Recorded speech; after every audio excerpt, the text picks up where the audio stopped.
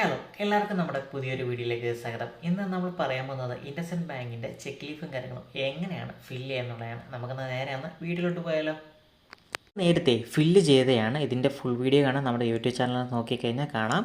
ആദ്യം തന്നെ നമുക്ക് എഴുതേണ്ടതെന്ന് വെച്ചാൽ ഡേറ്റാണ്. ഡേറ്റ്, മന്ത്, ഇയർ 31/05/2026 ഡേറ്റും കാര്യങ്ങളും വരുന്നത്. അതിനുശേഷം ഈ പേ എന്നൊരു ഓപ്ഷനാണ് നമുക്ക് കാണാൻ കഴിയുന്നത്. നമ്മൾ പോവുകയാണെങ്കിൽ, അതായത് ഞാനാണ് എൻ്റെ ബാങ്കിൽ പോയി എൻ്റെ അക്കൗണ്ടിൽ നിന്ന് ക്യാഷ് എടുക്കാനാണെങ്കിൽ സെൽഫ് എന്നും, ഞാൻ വേറൊരാൾക്കാണ് എൻ്റെ ചെക്ക് കൊടുക്കുന്നതെങ്കിൽ അവരുടെ പേര് നിഖിൽ എ.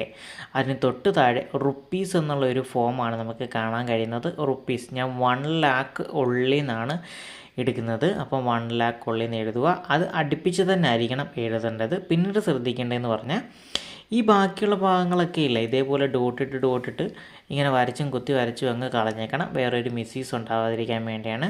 പിന്നീട് ഇവിടെ നമുക്ക് ചെറിയൊരു മിസ്റ്റേക്ക് വന്ന്, നമ്മൾ ആദ്യം ചെക്ക് എഴുതിയപ്പോൾ 5 ലക്ഷം എന്നാണ് എഴുതി കൊടുത്തത്. അതിൻ്റെ ചെറിയൊരു മിസ്റ്റേക്കാണ് ഇവിടെ കാണുന്നത്.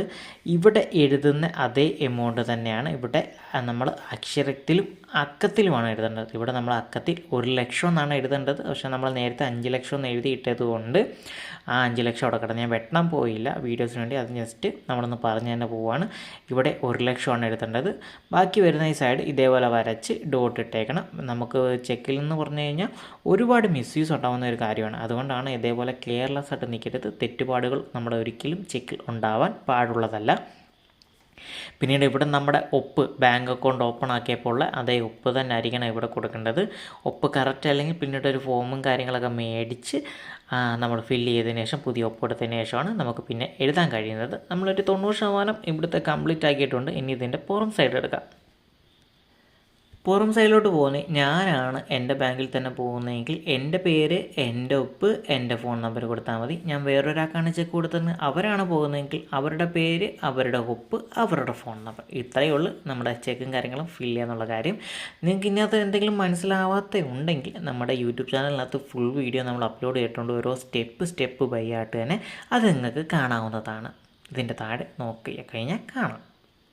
എങ്ങനെയാണ് ബാങ്ക് അക്കൗണ്ടിൻ്റെ ചെക്ക് ലീഫും കാര്യങ്ങളും ഫില്ല് ചെയ്യണം എന്നുള്ള കാര്യം നിങ്ങൾക്ക് മനസ്സിലായെന്ന് വിചാരിക്കുന്നു. നിങ്ങൾക്ക് ഇതിൻ്റെ ഫുൾ വീഡിയോ കൃത്യമായിട്ട് സ്റ്റെപ്പായിട്ട് തന്നെ നിങ്ങൾക്ക് കാണാൻ ആഗ്രഹമുണ്ടെങ്കിൽ നമുക്ക് താഴെ കാണുന്ന ലിങ്കിനകത്തൊന്നും ജസ്റ്റ് പ്ലേ ചെയ്ത് കഴിഞ്ഞാൽ ഫുൾ വീഡിയോയിലോട്ട് പോകുന്നതാണ് കേട്ടോ. പിന്നീട് നമ്മുടെ ചാനൽ ഇഷ്ടപ്പെട്ടിട്ടുണ്ടെങ്കിൽ ഒന്ന് ലൈക്ക് ചെയ്യാനും ഷെയർ ചെയ്യാനും കമൻറ്റ് ചെയ്യാനും സബ്സ്ക്രൈബ് ചെയ്യാനും മറക്കരുത്. നമുക്ക് ഇതുവരെ 2 സബ്ബാണ് വന്നിരിക്കുന്നത്. അപ്പോൾ ഈ വീഡിയോ ഒക്കെ ഇടുമ്പോഴത്തേക്ക് നിങ്ങൾക്ക് ഇഷ്ടപ്പെടുവാണെങ്കിൽ ഒരു 3, 4, 5 വരട്ടെ. അപ്പോഴത്തേക്ക് എനിക്കൊരു പവർ വരും ഓരോ വീഡിയോസും അപ്ലോഡ് ചെയ്യാൻ. അപ്പോൾ എന്തായാലും നമുക്ക് ഇനി ഒരു പുതിയ വീഡിയോ വരുന്ന വരെ ഒരു ചെറിയ ബ്രേക്ക് കൊടുക്കുവാണ് കേട്ടോ. അപ്പോൾ അടുത്ത വീഡിയോയിൽ കാണാം.